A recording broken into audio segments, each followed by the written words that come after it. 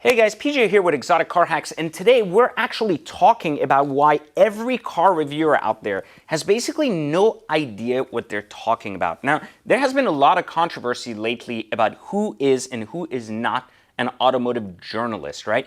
And what makes the difference between someone who is and isn't. And I think we've all followed all of these channels all over YouTube where people share with us the features of a car, what's cool about a car. I mean, we've seen Doug Moreno do this, where he borrows a car from a dealership and then takes that car, talks about it, shows us the features, and he does an incredibly good job at explaining some of the cool stuff that the car makes. And while some of it to us car guys might be very basic, because I already know all the features for an S-Class that they then use on a Maybach, etc., to the average human being, it's very informative and it's excellent. And then you have more direct reviewers that are more entertaining in the sense that they take cars, they drive around a lot more, they bring them into real life and then discuss how it's cool to live or not live with that car for a day and so on and so forth. But I think one of the things we forget, which is one of the reasons why I refuse to do a review on a car that I do not own here at Exotic Car Hacks, and many of you keep sending me emails saying, please review the Cullinan, please review this particular car, please review that car. And as a result of it, I don't, and partially I don't do that because I don't borrow cars to review them. This is something very different on this channel. I will only review something I own or genuinely thinking of buying, meaning that if you see me saying I'm reviewing this Cullinan that I'm about to buy, it is 95% of the way done deal, meaning if for any reason it doesn't work out, it's unlikely that I don't or won't end up with one, even if I don't end up with that one. And anyone who's followed this channel for a long time knows that even when I post on Instagram, if you don't follow me on Instagram, follow me at @ICreateMillionaires, I will say things like, which one should I buy? And most people know that by the time I've even made that post, I've already bought one of the two cars that's on that post. So, meaning I am one of the few people out there that will not go out there and tell you to do something that I'm not willing to do with my own money first. And so because I'm a big believer in what I say what I do, and I do what I say, right? So one of the things that I've actually found very bizarre to me, and we're going to talk about that, about some of the cars that have really not resonated with reviewers or have, but I don't think they should have, is the fact that I actually review, like I said, cars that I own as a result of actually spending time with them. And when you spend time with cars, you get to experience the cars in more than just one facade, meaning you get to experience cars in the wild, you get to experience cars taking them to Supercar Saturday, you get to experience cars like on a day-to-day basis in traffic, on the highway, and you get a really different feeling for a car once you drive it 20, 30, 40 times than you do if you drive it one time or two times or even for a day. And part of that, actually, one of the ways that I learned this really, really well was when I actually drove the DBS Superleggera when I got one. So I had a white on red DBS Superleggera, the new Aston Martin, and I can tell you the first day that car got here, I just looked at it and I'm like, wow, it's beautiful. And then I drove it and I was like, holy shit, it completely sucks.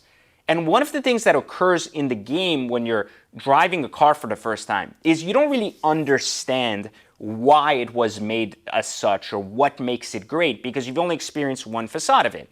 And that facade comes from the experience of having driven a ton of other cars. So one of the mistakes 90% of car reviewers make out there is their inability to use this car across multiple facades, meaning like, like I said, in traffic, going to school, this, that, etc. But one other mistake they make is that they compare cars based on the last car. So they typically go, this car isn't as fast as this in its category. Or they'll compare two cars such as, for example, the 812 GTS and the DBS Superleggera and be like, well, the 812 is just a better buy.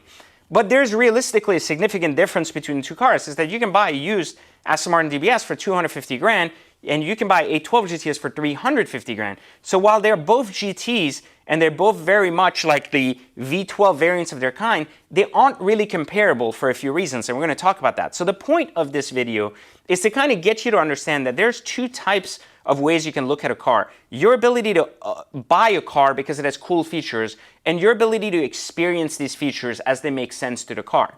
And so spending 1, 2, 3 days with the DBS Superleggera, I was still truly not impressed. I kept going up and down the street. I kept coming back and forth to my office, which is just about 5 miles from my house. So it was like, hey, you know what? I'm driving this car. It's cool. It makes a really good noise. Oh, it's too fast in Sports Plus. It's not that fast in Sport. It makes really good noise in Sports Plus, but you can't really drive it because it's loose. So I was really like getting to play with it, and I realized it never really like fit. It never really fit, right? Meaning it didn't really work the way I expected the car to work. And partially that expectation was because I was doing the same thing. I was comparing it to another car here, and I was trying to tell myself, like, how do you spend 300 grand, basically? Like, is this the best way to spend it? And one of the differences, I guess, in how I look at specific cars is not rather if they're good or bad competitors, but rather if they're good and bad at creating the experience that was intended out of them.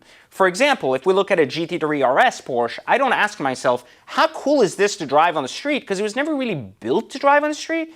And while people do it that way, like, it's not what it's built for. It's built for a track. So I really ask myself, how effective a track car is it compared to other cars I've driven as track cars only?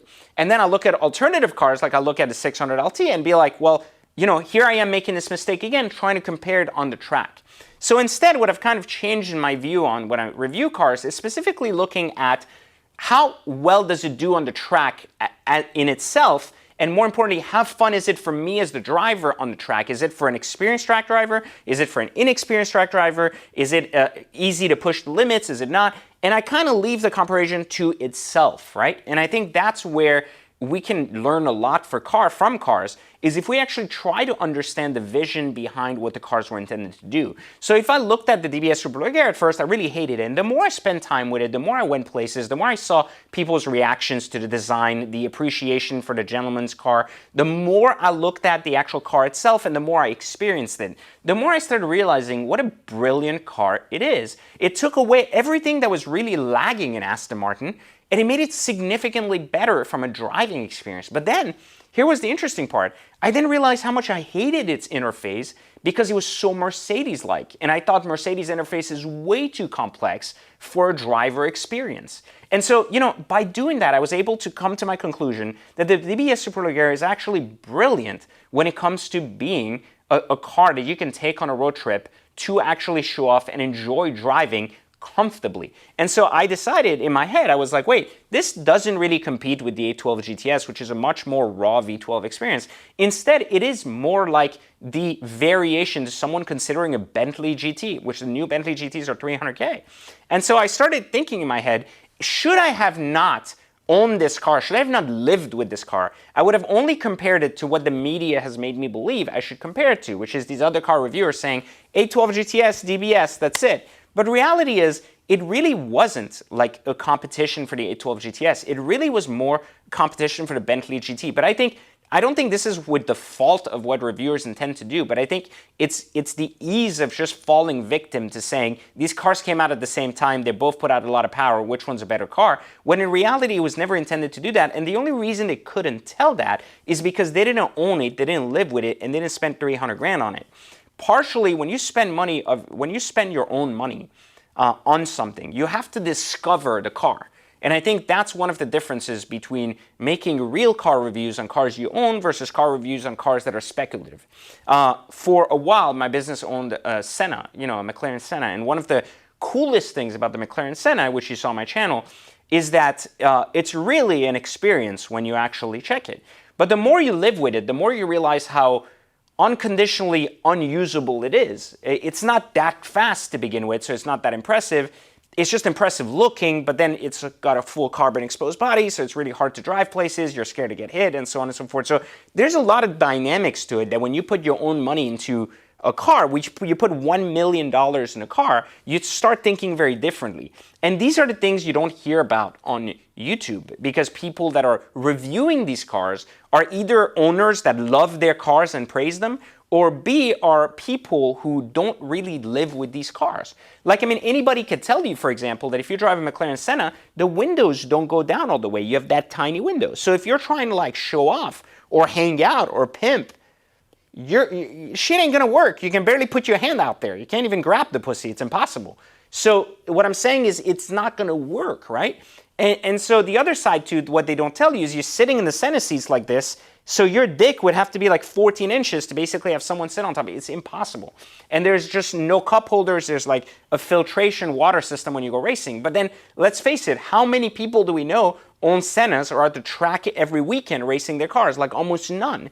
So how come no one's talking about what the Senna is like driving down the road? Because most people that review the Senna reviewed in the context of how automotive basically companies want you to think about that in general, which is they want you to think about just this core idea that it's a race car. So the only people reviewing it will be people who race.